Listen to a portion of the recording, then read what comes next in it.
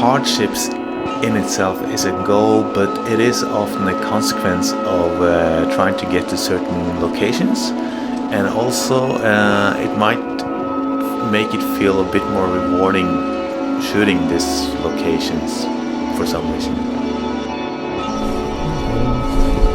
How are you doing? Not good. Freezing? Yeah, Yeah, it's terrible. I can imagine. It's quite Where windy. is this drone? Can you see it? Oh, it's bad. Oh boy. Oh boy. Oh boy. Winter flying drone thing. It's a painful experience. Never getting used to it. His fingers are just not good. But I think I got nice shots there. Yeah, I hope so. Very Oh, good. we can see the sun. Yeah.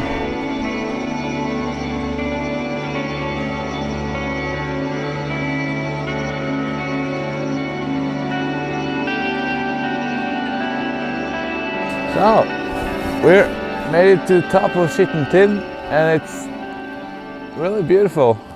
It was starting snowing while we were doing like the last few hundred meters up here, so it didn't look too promising. Actually looked like we were gonna have no view and snow. And no view and snow was exactly what we were getting, because the weather was changing all the time, and while I was flying here it was coming in heavy snow and couldn't see very much, so it was actually pretty scary, because the drone started going down by itself and wanted to do some automatic emergency landing, and I didn't see it, so it was really hard getting it back. Really, I thought I was gonna lose it while filming this. It was a bit scary.